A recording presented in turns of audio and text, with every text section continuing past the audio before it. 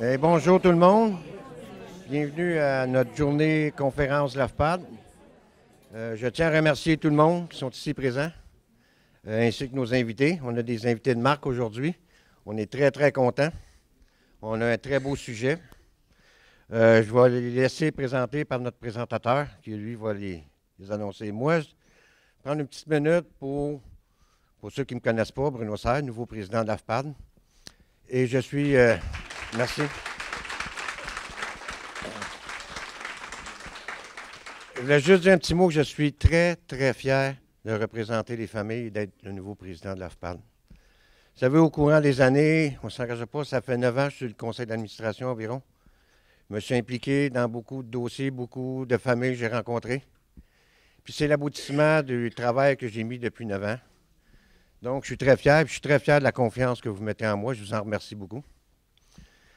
Vous êtes sûr que je vais faire un travail colossal, parce qu'on a beaucoup à faire. On a une très belle équipe, on a un très bon conseil d'administration présentement, très fort. Puis on a une directrice générale, Nancy Roy, qui fait un travail colossal. Là. Je vais la remercier. C'est comme on dit, c'est notre bougie d'allumage. Elle nous en trouve de l'ouvrage, puis elle nous en trouve des projets à faire pour la femme. Mais pour continuer, pour la conférence, ce qu'on va faire, c'est que ça commence là, il est comme 10h, 9h45, un petit peu en retard. On va avoir une pause vers 10h45. On donne une pause parce qu'on voudrait que les gens ne sortent pas trop souvent pendant la conférence, parce que souvent ça dérange, puis il y a des enregistrements. C'est filmé pour que toutes nos familles au Québec puissent avoir accès, puis savoir ce qui s'est passé aujourd'hui, puis voir la conférence d'aujourd'hui. Sans plus tarder, on va y aller, puis on va avoir la pause du midi. Là, c'est à mon tour. Habituellement, on se fait toujours présenter quand on va le rencontrer. Il nous met sur des podiums tout le temps, puis il dit qu'on est les meilleurs. Mais la personne que je veux présenter, c'est une personne exceptionnelle qui a vraiment, pour les familles, beaucoup d'empathie et beaucoup de respect pour nous. J'en dirai pas plus parce que c'est vraiment, pour moi, c'est vraiment un ami puis une personne exceptionnelle. Sans plus tarder, Jean-François Guérin.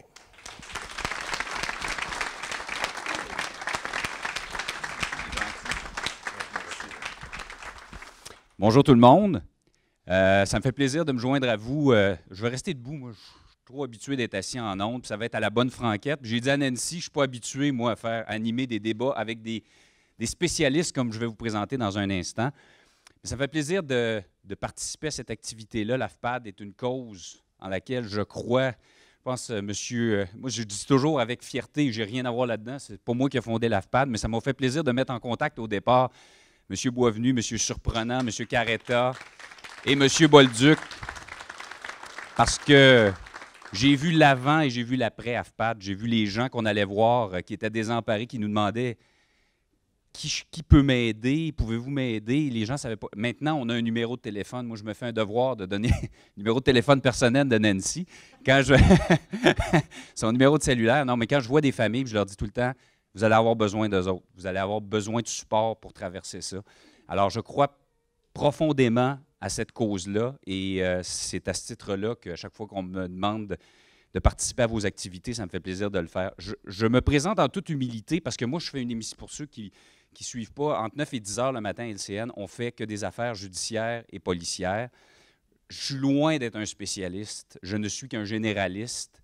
Mon travail, c'est de mettre en valeur les gens que je vais vous présenter dans un instant et qui, eux, vont avoir des points à débattre.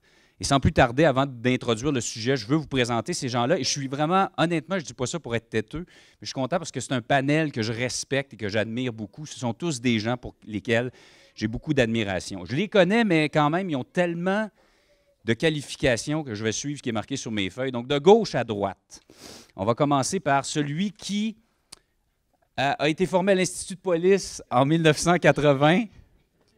Il y a beaucoup de cheveux, oui. À ce moment-là, il y avait des cheveux. Il a été patrouilleur dans le Bas-Saint-Laurent, agent des relations autochtones dans le Grand Nord québécois. Il a été au crime organisé au Saguenay-Lac-Saint-Jean, escouade du crime organisé de la Beauce, et entre 89 et 2014, c'est beaucoup à ce titre-là qu'il intervient sur nos ondes. Il a été chef d'équipe à la division des crimes contre la personne à Québec. Il a traité des affaires d'homicide, d'enlèvement avec risque pour la vie, personnes barricadées et enquête indépendante avant de prendre sa retraite. C'est un roc sur lequel, chaque fois qu'il y a une enquête, puis moi, j'en ai interviewé des ex-policiers puis des spécialistes policiers. Lui, quand il me parle, je dis tout le temps Jean-François Brochu. Jean-François Brochu. Parce que c'est un gars qui sait de quoi il parle, qui s'appuie sur son expérience. Ça va te coûter cher. Hein? Jean-François Brochu.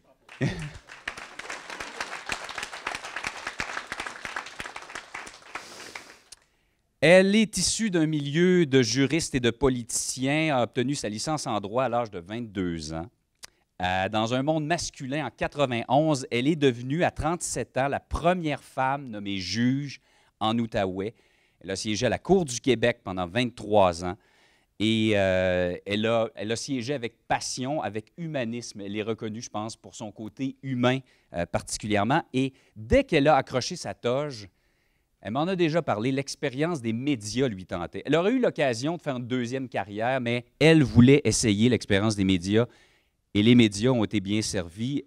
Elle également, c'est une ressource exceptionnelle. Je me considère chanceux de pouvoir parler à quelqu'un qui a siégé, qui sait c'est quoi prendre des décisions difficiles, qui sait expliquer, et elle se le fait souvent dire par les gens lorsqu'ils la rencontrent, expliquer des décisions difficiles à justifier.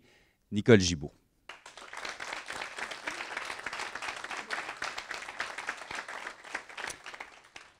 Depuis 2011, il couvre l'actualité judiciaire pour le Journal de Montréal. Et il a couvert beaucoup de procès, entre autres Guy Turcotte, Luca Rocco Magnotta, sur lequel il a écrit un livre d'ailleurs, Richard Henry Bain.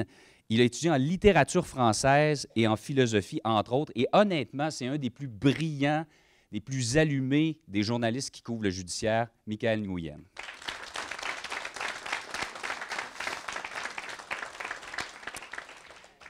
Et là, j'en ai beaucoup à vous dire.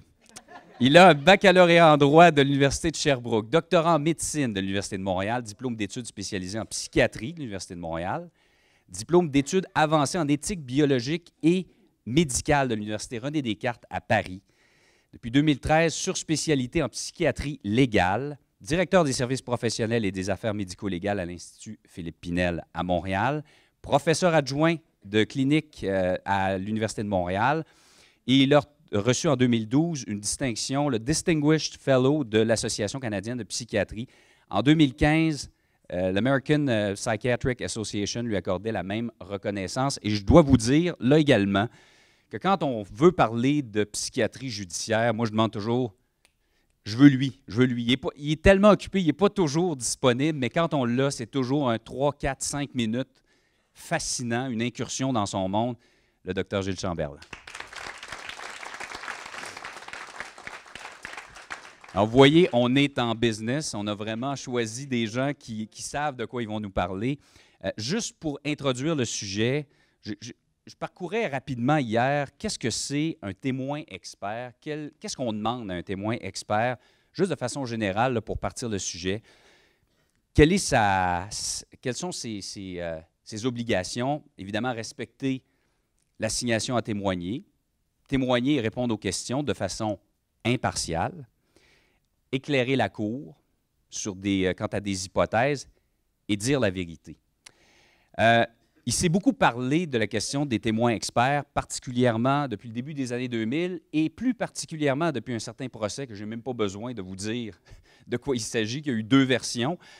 On a parlé de magasinage de témoins experts, de surmagasinage même, et beaucoup de gens se sont posé des questions. Comment on peut en arriver à résoudre ce problème-là, à faire en sorte que l'appareil judiciaire soit beaucoup plus efficace et qu'on ait confiance dans ces témoignages-là et qu'on se dise pas juste, on se magasine un témoin qui va venir dire devant la cour ce qu'on veut entendre. Alors, tout de suite, je vais laisser à nos... il y a plusieurs aspects, je ne suis même pas sûr qu'on va avoir le temps de tout couvrir tellement le sujet est vaste, mais je vais vous laisser d'abord, dans un premier temps, peut-être vous exprimer sur votre expérience justement dans les procès où des témoins experts interviennent. Peut-être à commencer, Jean-François? Oui, bon, depuis effectivement les années 2000, début des années 2000, on a vu de plus en plus l'utilisation par la défense de témoins experts, de psychiatres en particulier, parce que de plus en plus, il est difficile pour les avocats de la défense d'attaquer la preuve. La preuve recueillie par les policiers parce qu'ils ont l'assistance de la criminalistique, on a l'assistance de l'ADN, les caméras de télévision, les caméras vidéo de surveillance. Donc, les policiers sont mieux formés. Donc, leur preuve est mieux. Ils sont accompagnés maintenant par les procureurs de la Couronne dès le début des dossiers d'enquête d'homicide. Donc, pour la défense, ça devenait de plus en plus difficile d'obtenir des acquittements et ils se sont de plus en plus tournés vers les psychiatres, la psychiatrie, et dans certains cas, de plus en plus vers certains psychiatres.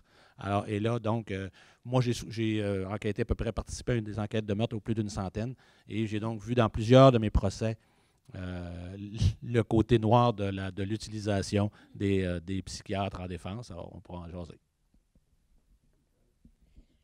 Bonjour. D'abord, merci de l'invitation et vous êtes une association extraordinaire que je respecte beaucoup. Et ça me fait vraiment plaisir d'être en votre présence et de rencontrer individuellement les gens et des caresses. Je suis comme ça. Fait que, bon, voilà. Mon expérience, sur le banc, j'avais un peu plus de misère, là, mais ça me tentait des fois. Là. Alors, voilà. Mon expérience est beaucoup plus dans les salles de cours de la Cour du Québec. Évidemment, pas devant le jury. Donc, les expertises, le magasinage et les controverses, je l'ai vécu, mais à titre de représentant des médias. Et Dieu sait que j'ai eu toute une claque. J'ai commencé évidemment avec le procès de Magnotta, avec mon collègue, ça fait drôle, Michael, extraordinaire, fantastique. Et ensuite, la double et la triple bouchée avec le procès de lui, là, qu'on veut presque plus nommer au Québec, qui m'a tellement renversé, bouleversé, même encore aujourd'hui. Le comment du pourquoi, alors que je siégeais comme juge, je ne voulais même pas d'entendre parler. Je ne pouvais pas en parler, et puis je ne voulais pas d'entendre parler, mais là, je ne savais pas qu'il y en aurait eu un deuxième, que je le commenterais à ce point-là. Pas facile là, d'être assis là. Et j'étais avec Michael pendant tout ce temps-là et on a passé de très, très durs moments. Et oui, ça va être intéressant d'en parler. Je pense qu'il y a le côté humain de tout ça, là, pas juste le côté légal. Je le comprends, le côté légal. Et mon but n'est pas de vous convaincre que tout est parfait dans le système judiciaire. C'est pas vrai. Mon but est tout simplement de le démystifier, de l'expliquer du comment, du pourquoi, de voir qu'on peut l'améliorer, oui. Quelles sont les suggestions et les ouvertures? Je n'ai jamais pu parler, 23 ans dans le garde-robe, là. Je n'ai jamais pu parler. Et là, aujourd'hui, on me permet... Arrachez-moi le micro. Et là, on me permet de parler. Et, et je trouve ça extraordinaire. Et d'ailleurs, je souligne la présence ici, il faut que je le dise, d'un procureur de la Couronne, Anne-André Charret. Je l'ai eu, je suis émue parce que c'est une femme extraordinaire qui avait à cœur les victimes. Et on a eu, sans le savoir, on vient de se voir pour la première fois depuis des années et des années. Et on avait un coup de cœur, c'était évident, c'est une procureure extraordinaire. Elle comprend le droit, je le comprenais. Plus beau compliment qu'elle m'a fait. Vous étiez capable d'acquitter quelqu'un en expliquant aux victimes le pourquoi du comment, même si c'était difficile. Et aussi, vous étiez capable d'envoyer quelqu'un en prison en lui expliquant pourquoi. Et je peux vous dire qu'il y en a qui m'ont dit « Ah, OK, je comprends, merci ». Alors, j'espère que ça va continuer. Bonjour. Bonjour. Donc, je travaille au Journal de Montréal depuis 2011. Donc, notre travail de journaliste, c'est un peu d'être les yeux et les oreilles du public. Parce qu'il faut se le dire, la justice est publique, mais les gens n'ont pas le temps d'aller dans les salles d'audience, de suivre les grands procès. Donc nous, on le fait pour expliquer un peu au public comment ça se déroule. Donc on a une lourde responsabilité quand même. Souvent, c'est assez difficile d'expliquer, surtout les témoignages d'experts. On doit résumer en 300, en 400 mots des témoignages sur une science qu'on connaît pas en fait. Je n'ai pas de formation en médecine, encore moins en psychiatrie. Mais ce que je remarque beaucoup, c'est qu'il y a une certaine incompréhension du système parce que quand des experts témoignent, les gens se demandent comment est-ce que deux experts qui ont une formation similaire, qui sont très intelligents, qui arrivent à des conclusions différentes. Puis ça, ce que je remarque beaucoup, c'est que ça crée un danger que les gens ne comprennent pas. Les gens, en ne comprenant pas, ils perdent confiance envers le système de justice. Donc même si, au final, il y a un verdict qui est juste, l'apparence de justice n'est pas rendue parce qu'on se dit la psychiatrie, c'est pas comme une médecine classique. La personne a une grippe, la personne a un cancer, c'est comme disent beaucoup, c'est un peu la médecine de l'âme. Et elle n'est pas encore aboutie. Donc, notre travail, c'est d'expliquer, mais on se pose énormément de questions. Et même moi, à chaque fois, je me demande comment ça se fait que deux experts disent deux choses complètement différentes. Donc, je pense que on va avoir une belle causerie aujourd'hui sur le sujet.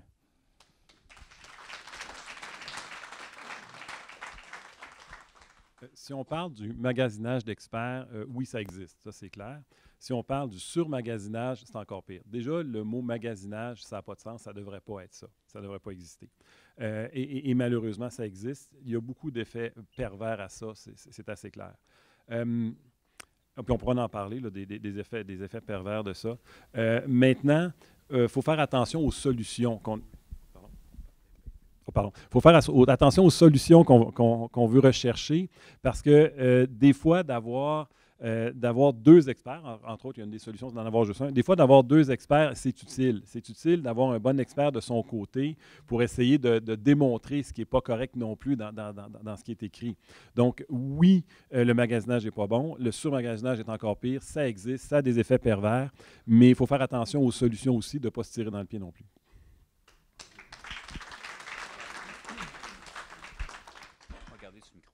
Docteur Chamberlain, je vous relance tout de suite parce qu'évidemment, c'est l'éléphant dans la pièce. On pense toujours, lorsqu'on parle d'experts qui sont controversés, c'est dans 90 % c'est en psychiatrie. Et si on revient au procès de Guy Turcotte, c'est le fameux trouble d'adaptation. Il y en a qui disaient que ça pouvait expliquer ce qui s'était passé, puis il y en a d'autres qui disaient il y a eu des lettres ouvertes de psychiatres. Est-ce que ce n'est pas justement là le problème, la zone grise? Il y a comme des zones grises en psychiatrie, c'est difficile de tracer la ligne. Effectivement, il y a des zones grises. Il y a des zones grises, puis c'est tentant d'aller magasiner des experts dans des dossiers comme celui-là, parce que, effectivement, comme on disait dès le départ, le crime est admis. Quand on voit quelqu'un, nous, en psychiatrie, c'est parce que le crime est admis, la personne, on sait que c'est elle, on sait comment elle l'a fait, puis c'est déjà admis tout ça. Fait qu'un avocat qui a ce dossier-là entre les mains où l'accusé c'est déjà admis que lui l'a fait. Moi, quand je voyais des gens qui me disaient « c'est pas moi qui l'a fait », j'arrêtais ça là. Si vous me demandez l'état mental de quelqu'un qui a commis le crime, il faut qu'il admette qu'il a commis le crime. Donc, il y a déjà le 3/4 du procès qui est fait. Il faut juste voir, quand il l'a commis, comment il pensait. Fait que c'est sûr que les avocats qui sont mal pris, ils vont toujours penser « je vais aller voir un psychiatre, je vais essayer de faire dire ce que je veux » parce qu'ils ont juste ça à faire.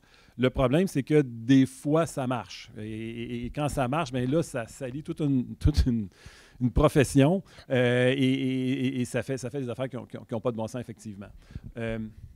Pardon, la question, c'était... Oui, la zone grise. C'est ça. La zone grise. La zone grise, le problème de la zone grise, c'est que quand on parle de l'état mental, les faits sur lesquels on se base, c'est là que ça devient un problème.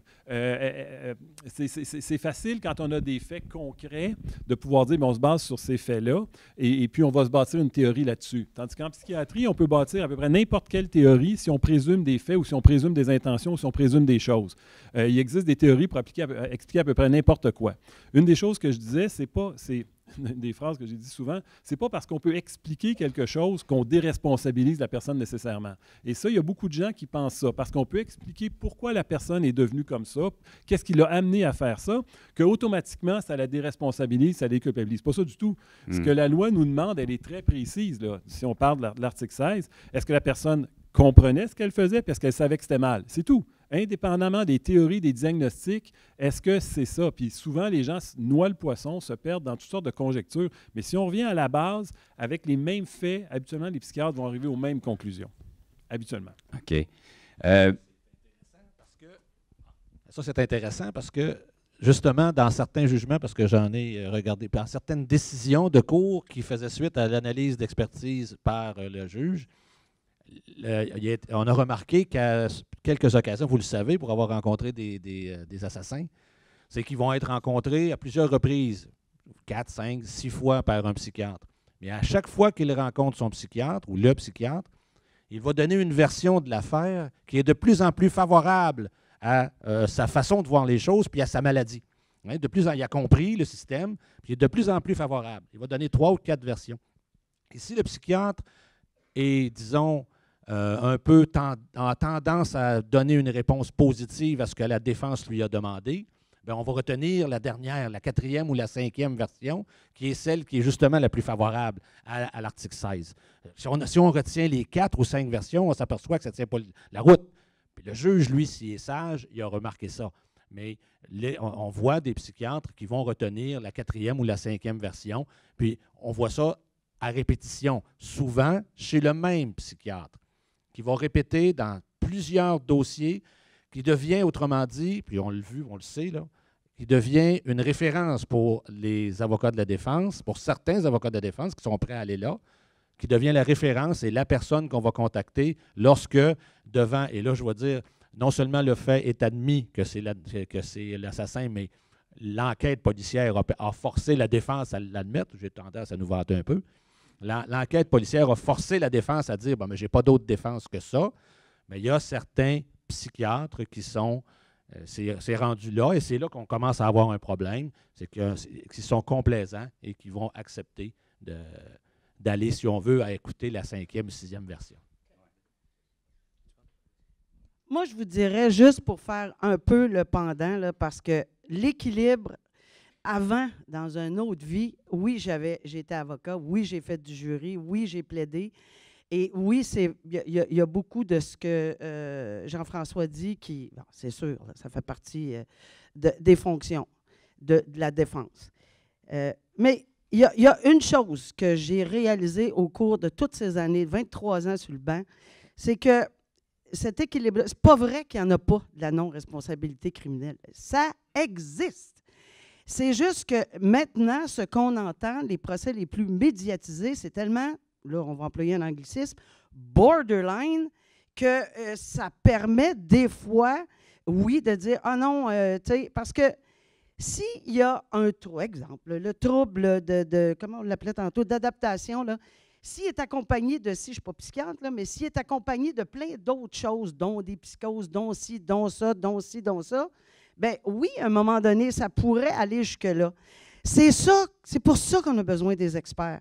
Et moi, je me souviens très bien de regarder les experts dans les yeux, puis quand je vous dis dans les yeux, c'était clairement dans les yeux, essayer de dire, regardez-moi là, voulez-vous, s'il vous plaît, m'aider? En toute humilité, aidez-moi. Je ne suis pas psychiatre.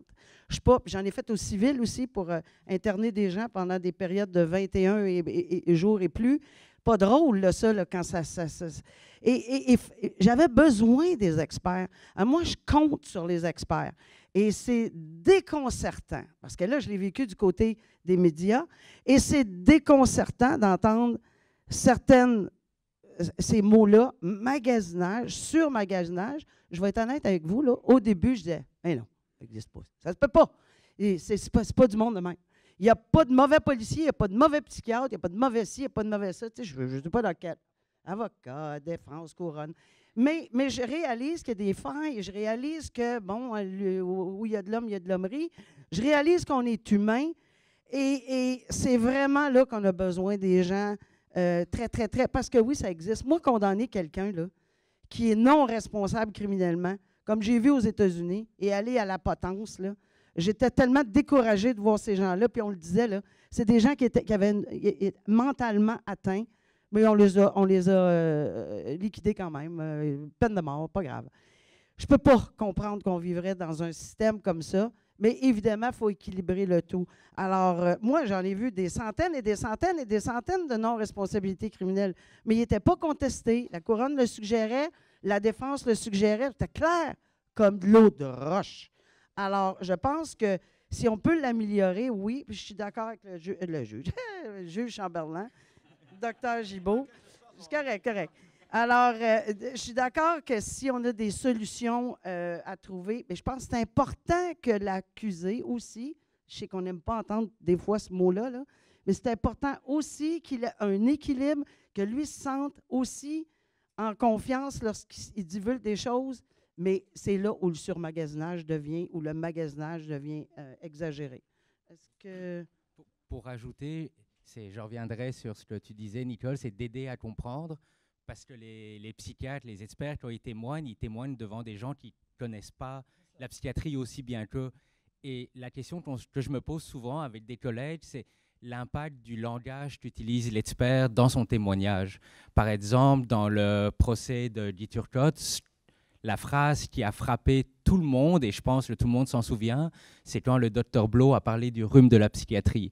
Et je pense que la défense, ça l'a marqué, elle est encore fâchée maintenant, parce que les experts peuvent parler avec le plus beau langage scientifique, c'est des gens humains qui vont prendre la décision. Et c'est le jury qui décide. Le jury est composé, il y avait certains universitaires, des travailleurs, des gens qui ont moins de diplômes universitaires.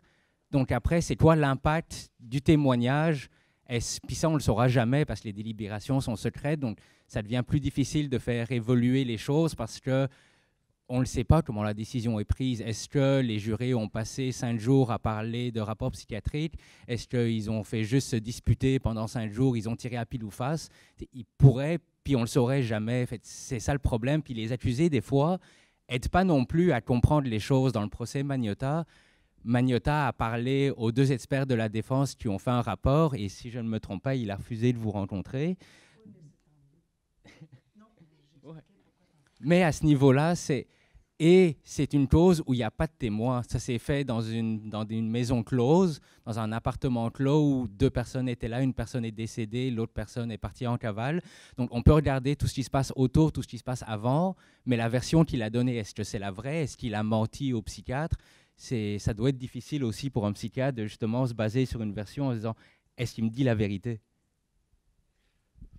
Effectivement. Et le commentaire était très pertinent parce qu'on voit que les accusés, leur version évolue dans le temps. Ça, c'est clair. Ces gens-là apprennent quoi dire, apprennent les conséquences de ce qu'ils ont dit. Et quand on les rencontre à la fin, bien, déjà, le discours a changé. Et le problème, c'est que ce sur quoi on a le droit de se baser quand on fait une expertise, c'est même pas ce que le patient nous a dit. C'est ce dont il va témoigner au tribunal. C'est ça qui fait foi de tout. Et les psychiatres n'ont pas le droit de se prononcer sur la crédibilité de la personne qu'ils ont évaluée. Il faut faire bien attention parce que si on dit ça, le juge va nous taper sur les doigts parce que ce n'est pas à nous de décider de la crédibilité de quelqu'un, c'est le juge ou le jury. Ce qui fait que quand on fait une expertise, on ne peut pas dire il ment ou il ne ment pas, il est fiable ou il n'est pas fiable, on n'a pas le droit. Et on est obligé de se baser sur son témoignage à la cour, puis des fois, c'est complètement différent de ce qu'il nous a dit. C'est ça qui est en preuve, c'est ça qui est supposé faire, c'est ça qui est présenté, c'est là-dessus qu'on est supposé se baser. Fait évidemment, si on fait bien notre travail, on va mettre en contradiction ces différentes versions pour montrer qu'il n'est pas honnête. Puis là, on peut inférer des troubles de personnalité ou quelque chose. Mais on n'a pas le droit, nous, comme psychiatres, de dire cette personne-là ment, elle n'est pas crédible. Ce n'est pas notre rôle. Fait que ça nous cause un gros problème. L'autre chose aussi, c'est que c'est sûr qu'on voit le rôle des psychiatres quand ils ont influencé une décision. Mais on oublie qu'à chaque fois qu'un psychiatre a influencé une décision, il y en a au moins un ou deux l'autre bord qui n'ont pas influencé la décision. Donc, il y a autant de décisions qui ont été influencées par des psychiatres, et je dirais même le contraire. Dans le cas de Magnotta, il y était 7 psychiatres pour la défense, ma mémoire est bonne, puis je pense que j'étais tout seul de l'autre bord, ce qui fait qu'il y a quand même 7 psychiatres dont on n'a pas retenu l'opinion. Fait que c'est sûr que l'impact des psychiatres, on le voit quand on le retire d'un contexte, mais de façon générale, je pense qu'on surestime le témoignage des psychiatres. Les jurys se font une idée, ont entendu toute la preuve, sont capables d'évaluer la crédibilité de quelqu'un, sont capables d'évaluer quand ça n'a pas de sens. Et quand ils ne comprennent pas le charabia, d'après moi, ils n'en tiennent pas compte le 3/4 du temps. Fait que c'est juste ça que je veux dire. Si vous me permettez, quand j'ai sursauté tantôt, parce que j'en parlais avec le docteur Chamberlain, puis je me souviens tellement du procès de Magnotta, puis de le couvrir avec Michael, et là, d'entendre que M. Magnotta avait refusé de vous parler. J'ai fait, il y a quelque chose, ça va déclencher, ça ne se peut pas, c'est impossible, on ne peut pas aller là. J'ai fouillé, et effectivement, c'était, pas pour lui, là, mais c'était une très bonne chose en droit. Parce que le fait qu'il a refusé, qu'il avait accepté de rencontrer tous les psychiatres de la défense, sauf la couronne, a fait en sorte que lorsque le juge donne ses directives au jury, il pouvait utiliser, c'est rare, là, normalement, et vous poserez les questions au procureur de la couronne, normalement, on ne parle pas surtout quand il n'y a pas témoigné, on ne peut pas tirer d'inférence. Le juge ne peut pas dire il n'a pas témoigné, il est coupable. Pas aussi bête que ça, là, mais on ne peut pas. Mais là, puis il y a une cour de la Cour suprême qui l'appuie. Je me souviens, je courais partout, puis j'étais là. Mais ça n'a pas de bon sens qu'il ait refusé ça.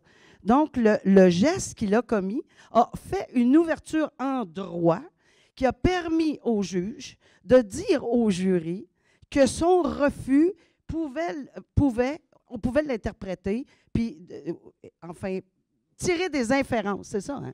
Être retenu contre lui. Et là, c'était quelque chose. Mais je me souviens que ça n'avait pas cliqué tant que ça, mais que ça a beaucoup, beaucoup cliqué pour les procureurs au dossier, qui l'ont évidemment utilisé. Et alors, voilà, des fois, des gestes. Est-ce que c'est la défense qui avait dit de ne pas rencontrer le docteur Chamberlain? Est-ce que c'était un conseil? On ne le sait pas, on ne le saura jamais, secret. Mais c'était un mot, si vous me permettez, qui a fait en sorte qu'on a pu tirer des inférences de ce refus. Moi, j'ai envie de faire évoluer ça vers la conversation. C'est pourquoi que les avocats de la défense sont capables de faire ça? Pourquoi sont-ils capables de magasiner? Comment ça se fait qu'ils sont capables de magasiner? Alors, je vais vous poser une question. Vous êtes tous des gens qui avaient suivi des procès. Est-ce que vous savez ce qu'est l'arrêt Stinchcomb de la Cour suprême?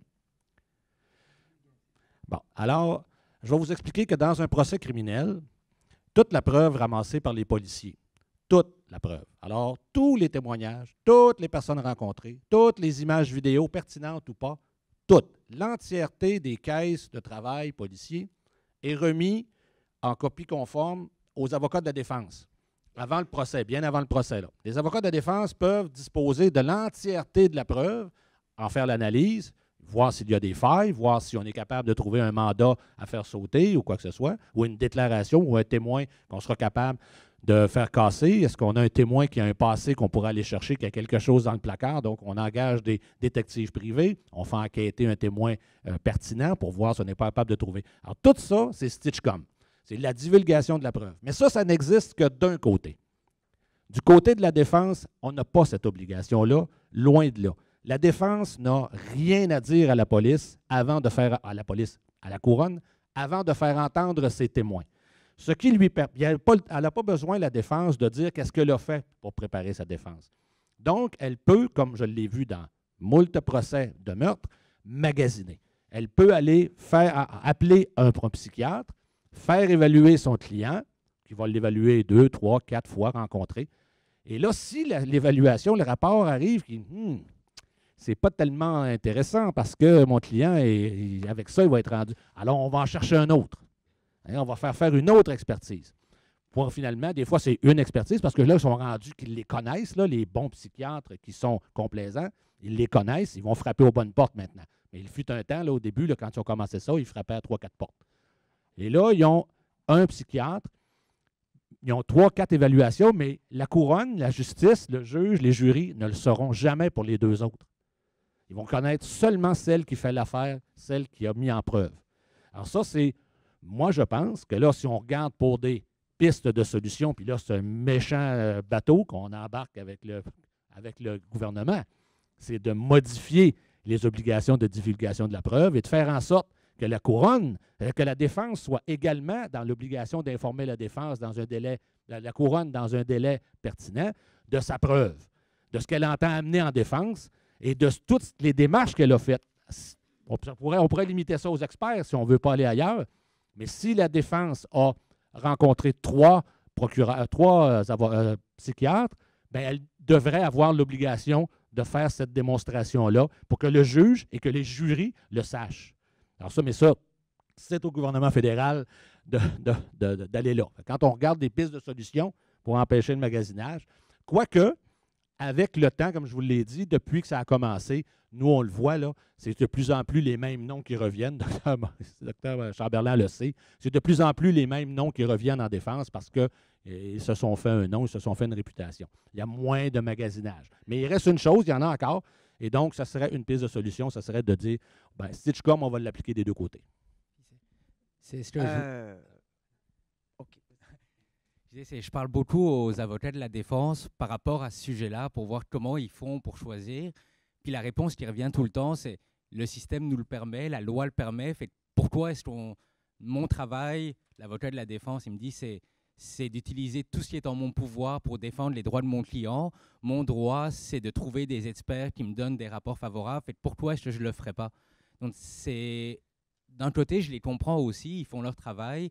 Puis même un accusé, il a une famille, il a des parents qui sont dévastés, qui sont prêts à payer pour la défense de leur enfant. Puis c'est humain tout ça. Il utilise tout ce qu'il peut dans le cadre de ce que la loi lui permet. Et en réfléchissant avec les collègues, je me dis le seul moyen, c'est de changer la loi. Parce que tant que la loi le permet, comment est-ce qu'on peut reprocher à quelqu'un d'utiliser les outils auxquels il a droit, en fait? En ce qui a trait à la divulgation complète, bonne chance. Premièrement, c'est un principe, bonne chance, parce que, pas parce que c'est pas une bonne chose d'avoir une certaine divulgation. C'est pas ça, mon but n'est pas ça, là. Moi, c'est juste de vous dire que, encore une fois, de regarder les deux côtés, on a un système de droit qui, contrairement à d'autres systèmes dans le monde, est probablement un des meilleurs, même si on le critique à nauséabond, et c'est correct et je vais continuer à le faire s'il y a lieu. Mais on a juste à regarder l'autre côté, là. Bon, qu'est-ce qui se passe avec la nomination? C'est pas ça qu'on veut, des juges de la Cour suprême. Bon, alors, c'est pas ça qu'on veut. On a un excellent système. Maintenant, Sitchcom, j'étais là, sur le banc, je siégeais lorsque cette décision-là est tombée. Et c'était comme une masse. Mais il y a une raison, c'est qu'on ne peut... Notre système, c'est que c'est l'État, et ce n'est pas le contraire. C'est l'État qui accuse, qui doit démontrer, hors de tout doute raisonnable. Pourquoi? Parce qu'on ne peut pas accuser n'importe qui, n'importe quand, pour n'importe quoi, puis dire « débrouille-toi, va te défendre ». Ça ne marche pas comme ça.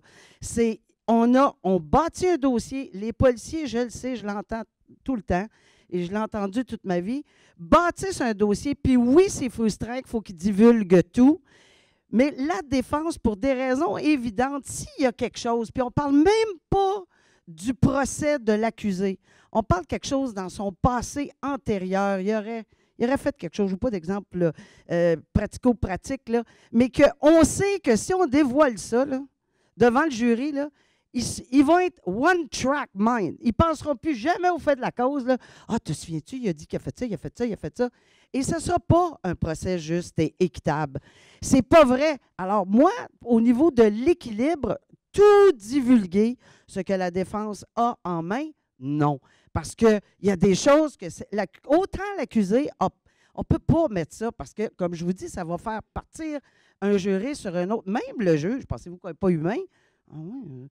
Tu sais, une question posée, objection, je retire la question. Ben oui, on s'en souvient plus, c'est sûr, on s'en souvient plus, voyons.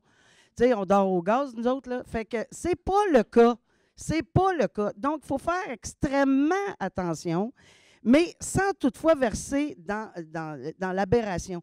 Et pour les rapports des psychiatres, je ne sais pas ce que le docteur Chamberlain pense, mais moi, je pense que oui, c'est une bonne chose, et sûrement, parce que les procureurs de la Couronne sont loin d'être, eux non plus, dorment pas là.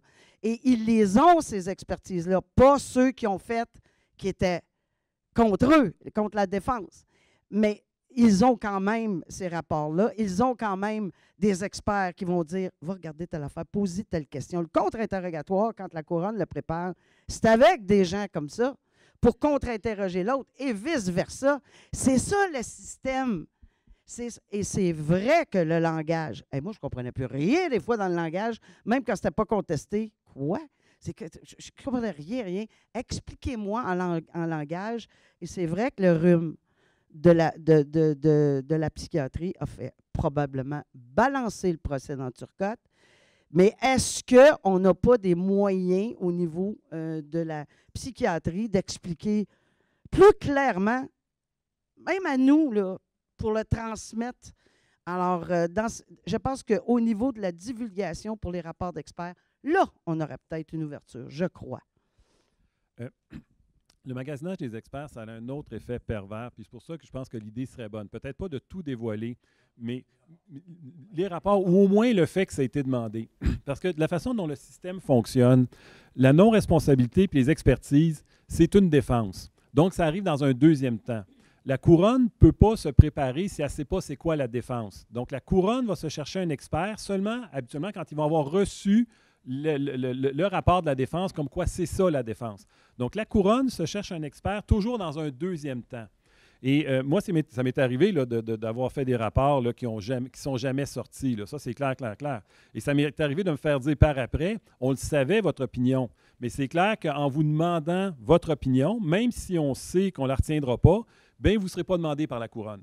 Fait que ça, il y a quelque chose de pervers là-dedans, parce que quand la couronne nous appelle après, on est obligé de dire, bien oui, mais on est au courant du dossier, on s'est fait livrer de l'information privilégiée avant de donner une opinion, et là, on est complètement disqualifié. Et c'est arrivé, et pas juste à moi, de se faire demander comme expert en sachant très, très bien quelle était d'avance notre opinion, simplement pour se faire sortir du dossier. Pour vous donner un exemple, quand le procès Magnotta est arrivé, je me suis littéralement caché. Les avocats appelaient, je ne retenais pas le téléphone, je ne répondais pas, parce qu'à partir du moment où un avocat de la défense te confie de l'information sur son dossier, après ça, il va aller dire que tu as de l'information privilégiée, puis tu ne peux pas travailler pour la couronne. Puis c'est la première fois de ma vie que je faisais ça. J'ai appelé directement la couronne en disant, écoutez, là, je me cache. Si jamais dans ce dossier-là, vous aviez besoin d'un expert, bien, dites-moi tout de suite que vous me réservez. Comme ça, là, je pouvais répondre au téléphone puis dire que j'étais réservé. Mais c'est rendu à ce point-là. Donc, je comprends que c'est confidentiel, les recherches qu'un avocat va faire. Je comprends que dans tous les domaines, il peut se magasiner des experts, il peut se magasiner des comptables, des actuaires pour les dommages, puis tout ça. Puis je comprends qu'il ne soit pas obligé de donner le rapport. Mais au moins, de dire qui a demandé, puis combien de rapports il a, puis à qui il l'a demandé, ça donne déjà une indication. S'il est obligé de dire que c'est le 4e qui a demandé, qui a fini par donner le rapport, bien là, au moins, il y a une information qui est là sans nécessairement donner les rapports. Puis, écoutez, nous, parce qu'on parle beaucoup des dossiers de Montréal, là, mais à Québec, il y en a eu aussi. Là. Mais juste pour vous dire, dans le dossier du meurtre de Nancy Michaud, Francis Proulx, que tout le monde a connu, hein, mais Nancy Michaud, qui était l'attachée politique de ministre. Dans ce dossier-là, on a vécu la même chose. Nous, à Québec, on a ici, à M. Morissette, vous travaillez beaucoup avec la Couronne. À Québec, on a Sylvain qui travaillait beaucoup avec nous, travaillait encore beaucoup avec les gars. Et puis, mais dans cette affaire-là, dès le début, dès l'arrestation de Francis Proulx, dans les semaines qui ont suivi, son téléphone a commencé à sonner parce que là aussi, la défense a tenté de le contacter pour faire en sorte de le tasser du dossier. Déjà, au début, on a vécu la même chose. Fait que c'est juste pour vous. Puis ça, c'est des choses qui sont... Puis là, moi, j'en reviens à la recherche de la vérité. Parce que moi, dans des procès, j'en ai vu des dizaines. Puis notre système de justice, là, c'est pas vrai qu'il fait toujours la recherche de la vérité. Et ça, je l'ai vu, puis ça nous frustre. On est dans les couloirs, ça nous choque. Parce qu'on connaît plein de choses sur des gens qui viennent témoigner, qui viennent mentir. Puis on le sait, on ne peut pas rien faire. Ou des gens ou de la preuve qui est cachée, des antécédents judiciaires, ne serait-ce que des antécédents judiciaires. Quand un bandit vient témoigner, là, un assassin, là, il vient prendre la cour, la salle, là, puis il vient témoigner dans un dossier de meurtre, dans une affaire de meurtre. Vous devez savoir que même s'il a été condamné pour un meurtre il y a 10 ans, similaire, un acte similaire, on ne peut pas en parler. On ne peut pas informer les jurys de ça. Ils ne doivent pas savoir ça. Ils n'ont pas le droit de savoir ça. Pour donner. Alors, c'est tendancieux, c'est pas honnête, parce que ça, sous prétexte que ça les ferait pencher vers il est coupable, vu qu'il en a fait un il y a 20 ans. Alors ça se discute, là, mais il reste que c'est ça. Donc, c'est pas nécessairement, moi je l'ai vu, je pense, mon opinion, c'est pas nécessairement toujours la recherche de la vérité. Et ça, le système devrait se regarder, s'évaluer, pour revenir un peu vers, justement, dans des choses comme celle-là, dans le magasinage d'experts, ne serait-ce que ça, mais il y a des problèmes à régler, il y en a plein, là, mais ne serait-ce que ça, pour s'assurer justement qu'on est intègre, qu'on est juste, plus que, puis qu'on est honnête. Et des fois, je pense j'entends toujours apparence de justice. Non, arrêtons là, l'apparence, là. Allons-y vers la justice, la vraie. Écoutez, oui, on ne peut pas être contre la vertu. Là. On s'entend qu'on ne peut pas être contre la vertu. Mais une phrase choque comme ça, Jean-François, que jamais on peut questionner un assassin. Je m'excuse, mais ce n'est pas le cas. Il y a du sauf. Et ça, il faudrait parler au procureur de la Couronne. C'est pour ça qu'on a le penchant défense-couronne. Sauf exception. Et là, il y en a des exceptions. Et c'est la prémisse en soi que jamais, c'est pas comme ça que c'est comme le oui-dire, jamais permis, sauf. telle chose, sauf. Ça ne veut pas dire que ça s'applique dans le cas de chacun. Ça veut dire que chaque dossier en droit est un cas d'espèce. Et de généraliser au complet, moi, ça me dérange. Mais le mot que je retiens, on devrait. Et oui, c'est la recherche de la vérité. Voyons donc, on ne peut pas être contre ça. On doit rechercher la vérité. Mais à quel prix? Je vous ai donné l'exemple tantôt. L'exemple de dire, vous avez commis un meurtre, pas un meurtre, mais mettons là, un meurtrier. Tu sais, je vais aller jusque-là. Un meurtrier vient témoigner, mais il rend un très, très bon témoignage. Il s'est repenti, ça fait 25 ans. Il rend un excellent témoignage. Il est témoin de l'alibi. On va aller jusque-là. De l'alibi de l'accusé. Il sait qu'il n'était pas là, l'accusé, puis il est accusé de meurtre, l'autre accusé.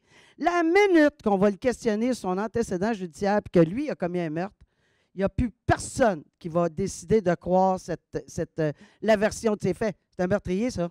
C'est un meurtrier, ça. Puis ça se peut très bien que ce gars-là vienne dire la vérité, puis qu'il sauve l'accusé.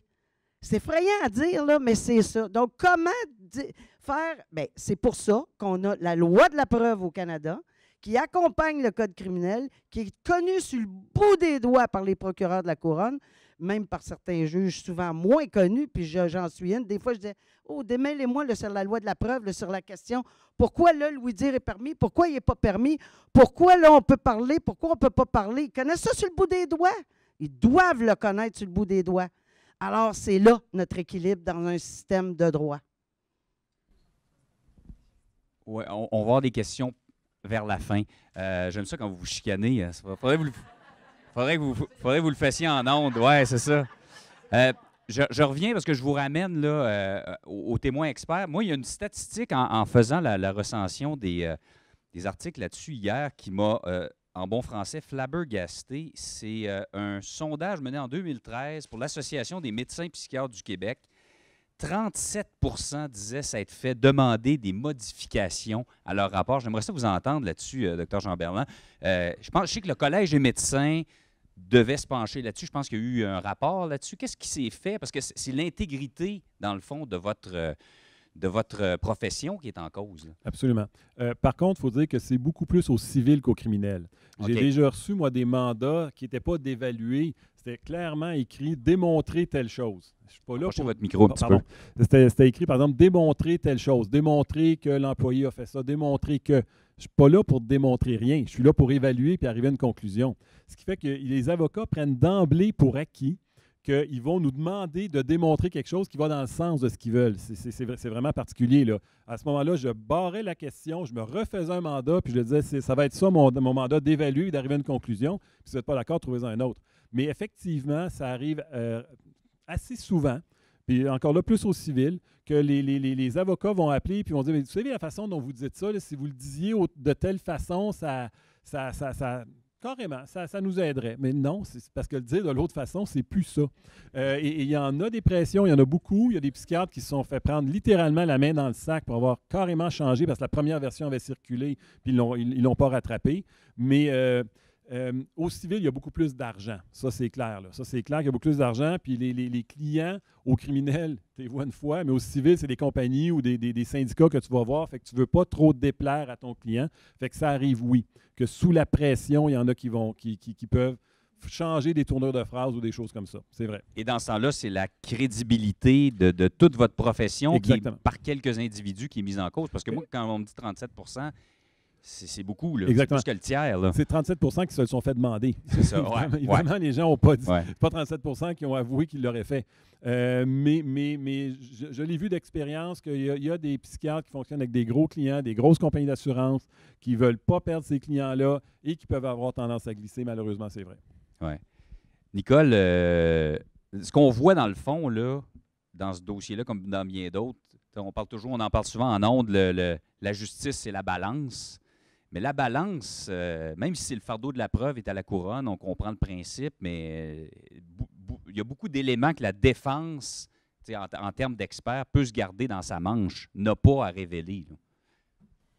Oui, encore une fois, on revient, on a choisi quand même. Là, et c'est pour ça que je dis bonne chance depuis tantôt, parce que c'est tout notre système de droit au complet. Là. Notre système au complet, good luck, parce que, je veux dire, on a dit, nous au Canada, c'est un système de droit basé sur la présomption. C'est ça, d'innocence. Alors, à compter du moment où on a ce principe-là qu'on admet comme société dans un système de droit, tout le reste en découle. Il faut toujours avoir... Combien de fois je suis obligé de dire, qu'est-ce que je vais répondre à ça? Ah oui, c'est vrai, il faut que je revienne au premier principe. Notre système, c'est nous qui nous l'avons inculqué comme citoyens. Si on veut aller... Moi, je me souviens d'être allé en France donner des conférences et on pense qu'on a de l'argument ici, là. Maintenant, elle est juge à la cour d'appel et qu'on a eu du fun. Sur la... Comment est-ce qu'ils appellent ça, à vue, la garde à vue? Hey, moi, je disais, pardon, vous gardez les gens en garde à vue combien de temps? Oh, moi, je suis allé assister à un procès, vous êtes 10 mois qui étaient détenus. Pas d'enquête de caution, là, pas de remise en liberté. Là. Pour un vol, une jeune fille de 21 ans. 10 mois détenue. Et là, son procès arrivait, j'avais 2 bras. Et on n'a pas, ce système-là accusatoire. Et on ne l'a pas, nous. Et il y a une présomption d'innocence. Ça dérange bien du monde, mais ça ne veut pas dire qu'il est... Au contraire, ce n'est pas un mauvais système. Et c'est là que la couronne pédale. Oui, c'est vrai, mais c'est en fonction de notre base. C'est l'État qui doit prouver hors de tout doute raisonnable. Je sais, ça a l'air plate là, à dire, mais c'est ça. Là. C'est toujours ça. Et ça ne veut pas dire qu'ils n'ont pas plus de chance. Je pense que on se rend à l'évidence là, quand on voit que souvent, puis on est frustré aussi. Là. Moi, je me souviens d'être sur le banc de poser des questions des fois, puis que la défense, la boucane leur sortait par les oreilles puis par le nez parce que j'ai posé une question. Parce que nous, on est supposé de se taire, avec de la misère un peu. On est supposé de se taire tout le temps. Mais là, à un moment donné, là, je ne comprenais pas. Et souvent, on peut s'investir un peu. Et on demande maintenant aux juges d'aller, mais toujours dans le respect du cadre de notre système de droit. Mais est-ce qu'on y voit un débalancement? Bien, je pense que ce serait dupe de ne pas le voir. Mais est-ce qu'on veut changer pour l'inverse au complet? Non plus. Est-ce qu'on veut voir une jeune fille, 21 ans, détenue, 21 à peu près, 10 mois, et elle a été acquittée, by the way, là? Fait qu'elle a fait 10 mois pour rien, là. Elle n'avait pas volé pantoute. Je me souviens encore de l'avoir pleuré, là. Et ça vient nous chercher, ces choses-là. Alors, et c'est pour ça que nous, moi, je me suis déjà fait faire des requêtes en vertu de la charte parce qu'elle n'avait pas donné le droit à l'avocat à 15 minutes après l'arrestation de faculté affaiblie. J'ai dit, vous n'êtes pas sérieux, là? 15 minutes! Et j'avais raconté ça à Strasbourg, en France, puis là, tout le monde n'en revenait pas. Mais ça ne se peut pas, là, 15 minutes, là! Il est détenu 15 minutes, mais alors, ça ne se peut pas! Ben oui, ça se peut. 10 mois pour un vol. Donc, c'est où le ballon là-dedans? C'est où l'équilibre? C'est justement ça qu'on remarque, c'est vraiment de conjuguer la recherche de la vérité avec les droits des accusés.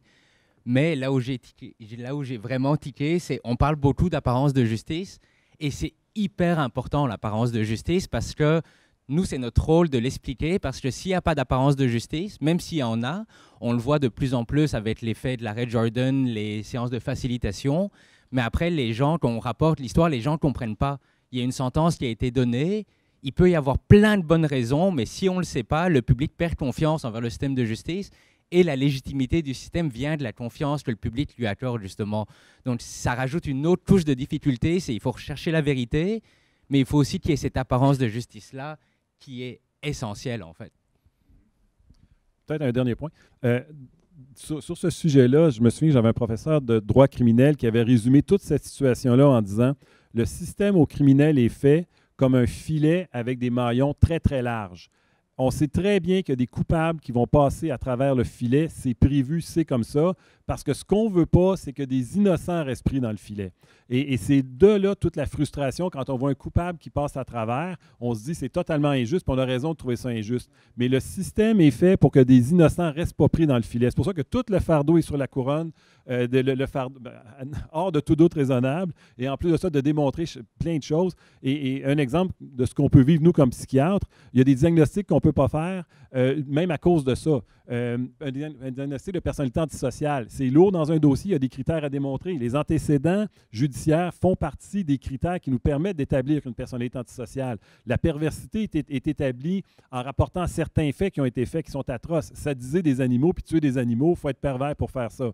Tu amènes ça dans un procès, le juge va dire « Vous n'avez pas le droit de dire ça, ça salit l'accusé. » Ça a beau le salir, mais pour moi, ça fait partie de mes critères diagnostiques. Si je ne peux pas dire ça, je ne peux pas justifier mon diagnostic. Je ne peux pas utiliser les antécédents judiciaires, je ne peux pas justifier mon diagnostic. Ce qui fait que même les diagnostics, on ne peut plus les faire des fois à cause de ce principe-là qu'on ne veut pas qu'un innocent reste dans le filet. Je vais renchérir sur ce que Michael disait, effectivement, parce que moi mon expertise, c'est la réaction des gens, la perception du public de la justice, puis je le vois sur les médias sociaux, surtout depuis Guy Turcotte, encore une fois. Mais la réaction des gens, c'est la perception, c'est on sait bien, il va être encore non responsable criminel, il va s'en tirer, les sentences rose bonbon, comme disait Claude Poirier. C'est ça la perception que le public a de l'exercice de la justice présentement, le grand public. Alors, c'est difficile, quand on parle d'apparence de justice, c'est pas évident. Et le recours, est-ce que je me trompe, ou le recours à la défense de non-responsabilité criminelle, est-ce que c'est juste qu'on en parle plus ou il y en a plus?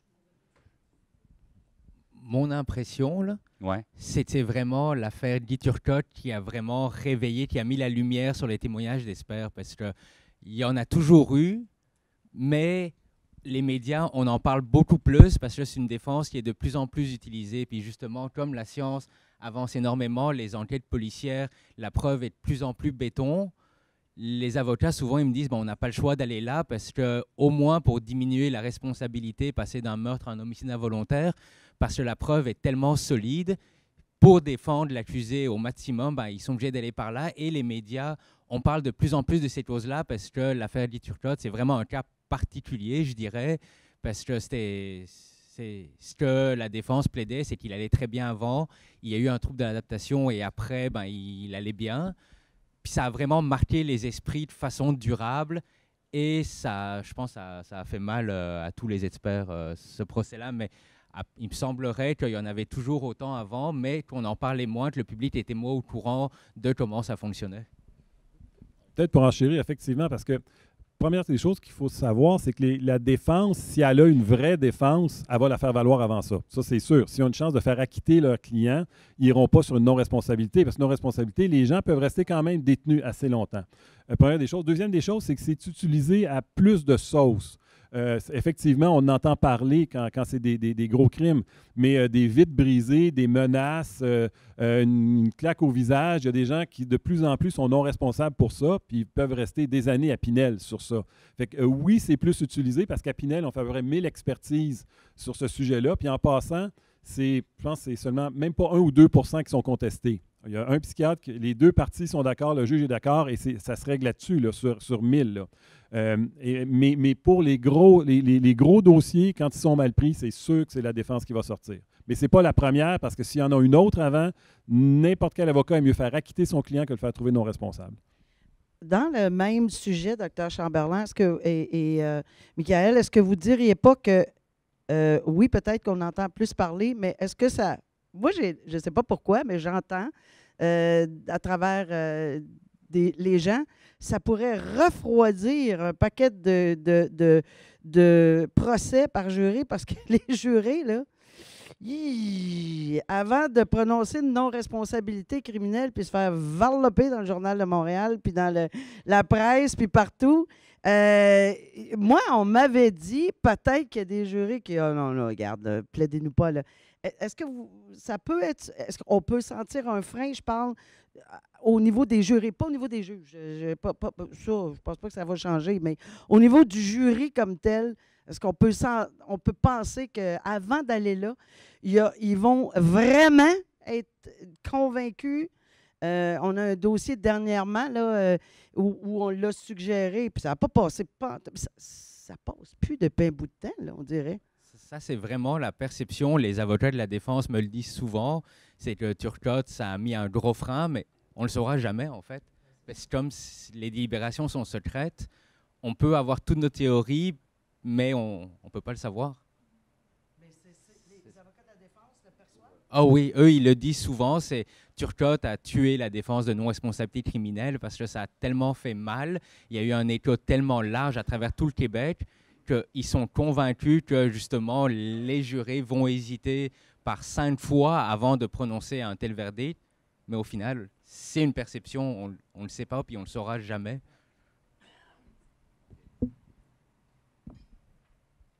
Je voulais qu'on entre dans les solutions, mais je pense que je vois l'heure, là. 11h moins quart, peut-être qu'on va faire une pause tout de suite, puis après ça, on regardera peut-être les solutions qu'on pourrait avancer pour, justement, régler une partie du problème. Fait qu'on se laisse quoi, 15 minutes, Nancy?